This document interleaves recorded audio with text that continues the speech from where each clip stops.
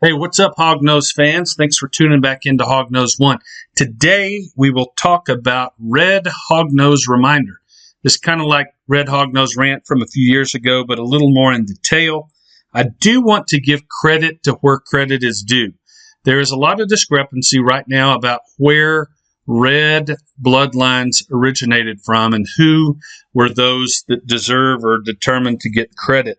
So an originator is an individual who acquires animals directly from the wild to resell them to a direct buyer. Now, a developer is someone that buys animals or sources animals from the hobby for consecutive resale or for breeding. But typically it's the latter. Someone that develops something, creates a line trait, maybe they outcross something like this.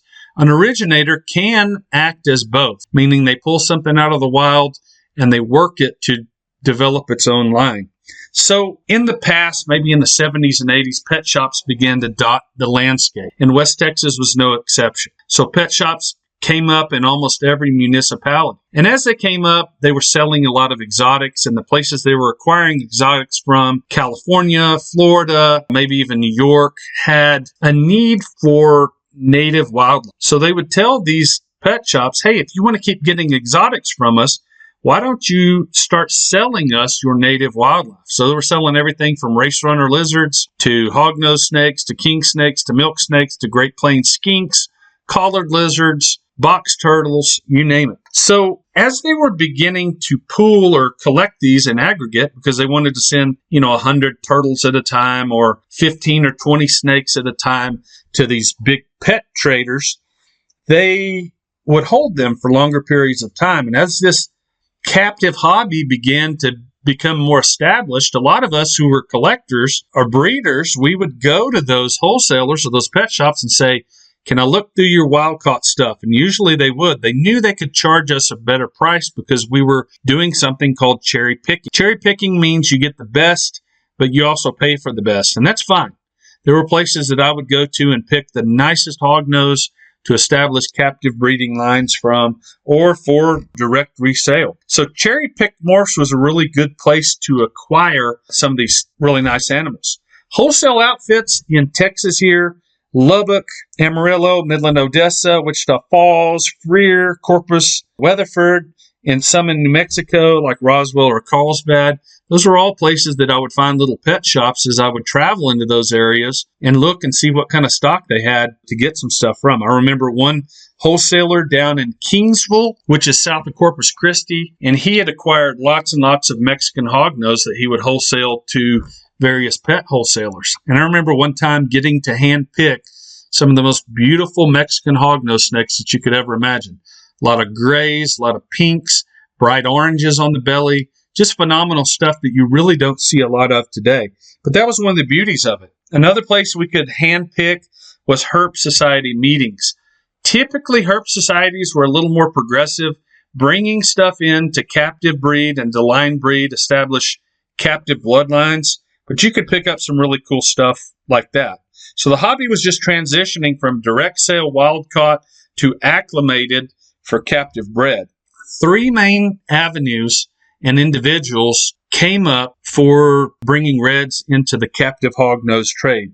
So they were from Lubbock, from Abilene, and from Wichita Falls, those bloodlines. So Richard Evans obviously is the biggest one. I talk about him all the time. I'm the most familiar with Richard because as a kid, I was constantly going into his pet shop. He would let me get to the point where I could look through the bins and see what he had, and I would buy those individuals, sometimes breeders, sometimes babies, whatever. So I was really able to establish that. But he brought hundreds of hognose bloodlines into the captive hobby, which was pretty amazing.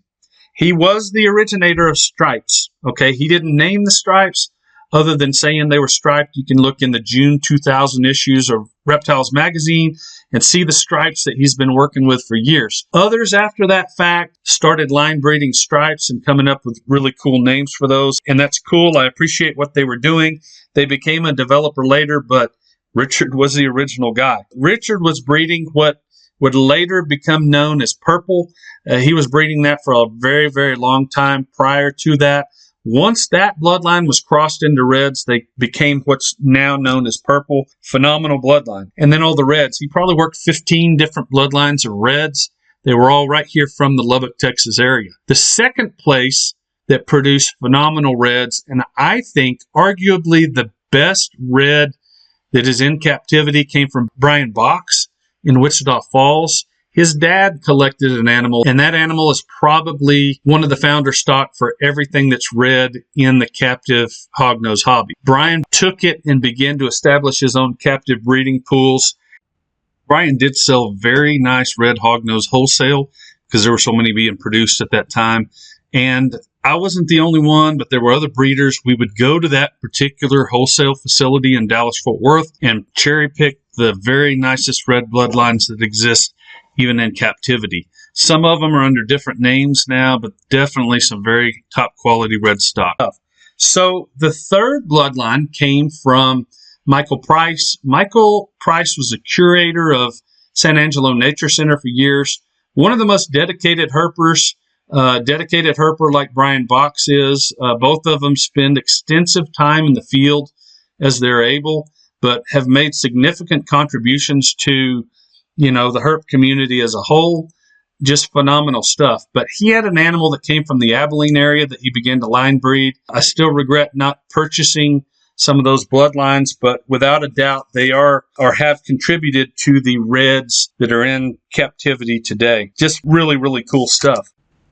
Most of these pictures that you see here were also included in the June 2000 edition of Reptiles magazine, featuring Richard Evans, and Michael Price was a contributor of a lot of photographs for that. Some of the ones mentioned and shown here were also in that issue. Just phenomenal to see that stuff from such a far date back. The first ones that I ever saw reds were in the late 1990s. That's when they really kind of came to fruition.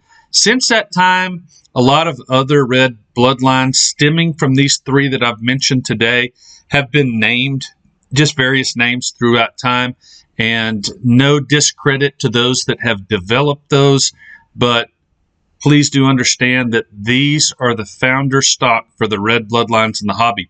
Some people say, no, every red came from me.